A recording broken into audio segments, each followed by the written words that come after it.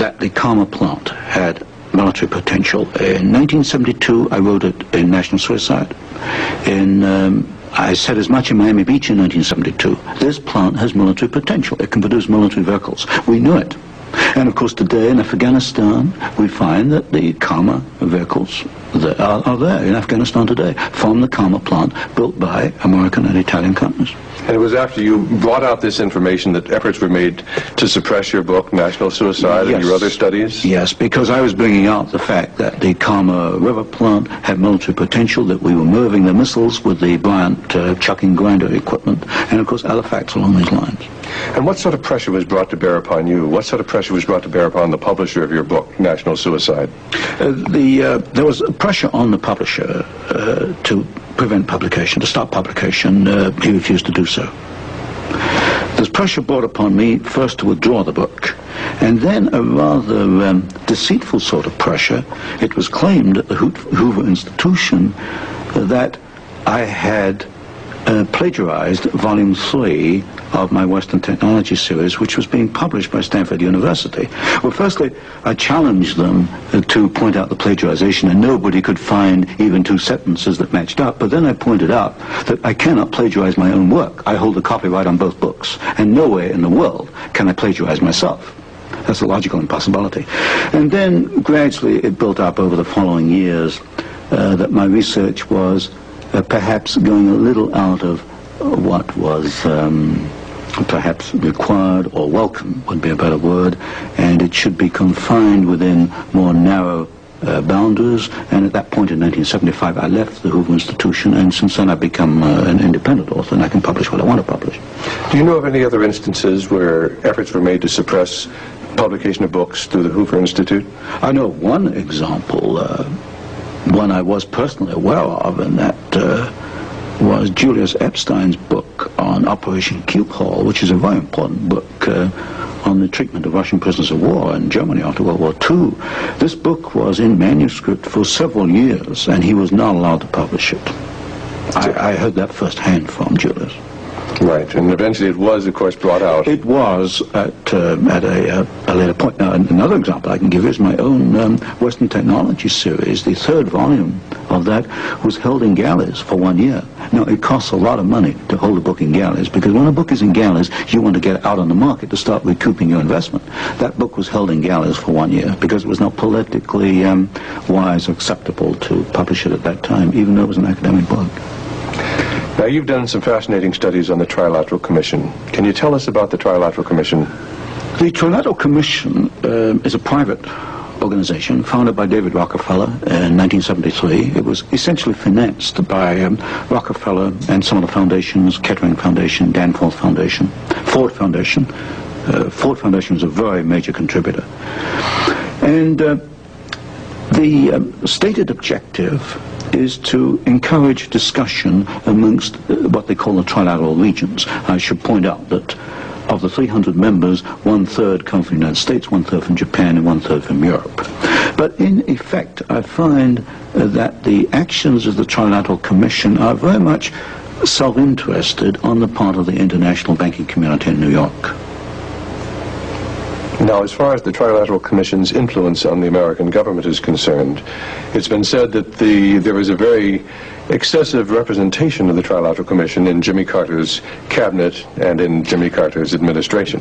Well, excessive is rather an understatement. I think there's some 200 million people in the United States. There are only 77 trilateral members who are American.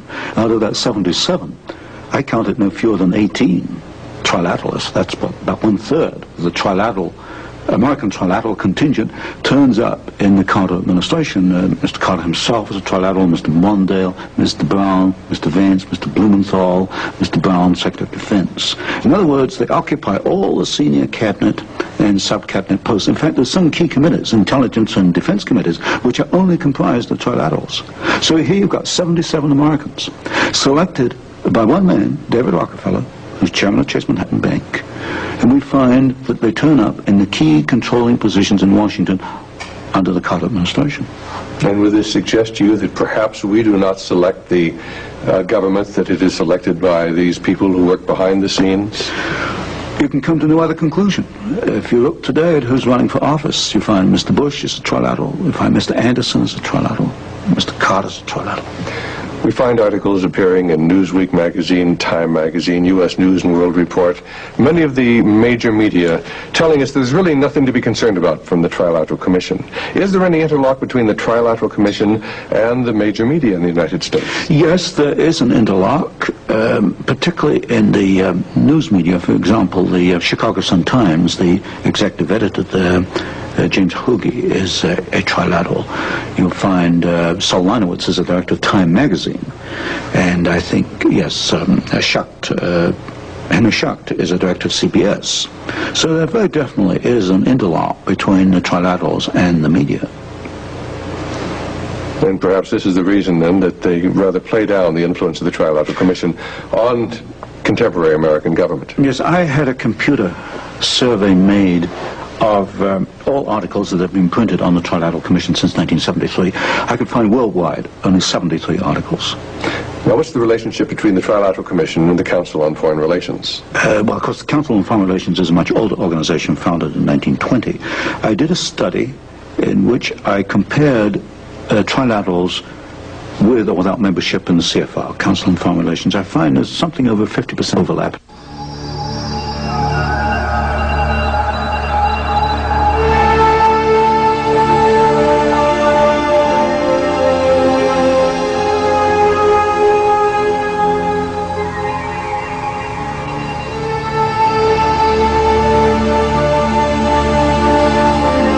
In Senator Goldwater's book, With No Apologies, on page 280, he wrote, "The Trilateral Commission is intended to be the vehicle for multinational consolidation of the commercial and banking interests by seizing control of the political government of the United States."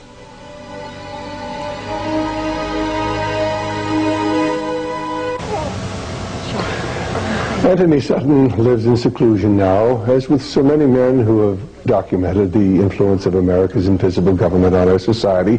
He lives with a certain amount of concern for his safety, because you see, those who have documented the fact that we have an invisible government and that both political parties in America are controlled by the same identical people, those people, of course, their lives are in danger.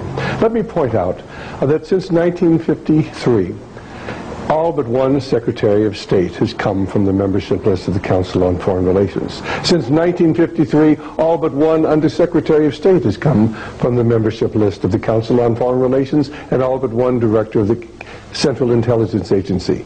And every head of the Federal Reserve Board has come from the membership list of the Council on Foreign Relations.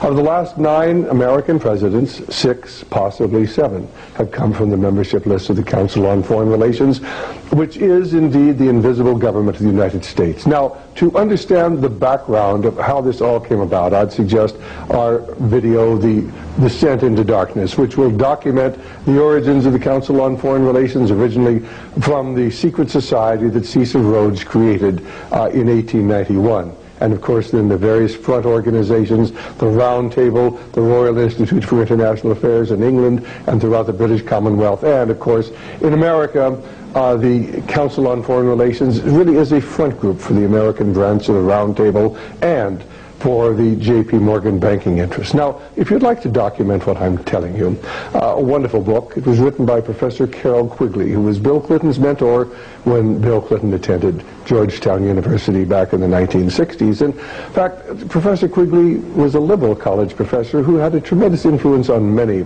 of his students, and Bill Clinton even mentioned Professor Quigley when he accepted the Democrat nomination for the presidency back in July of 1962.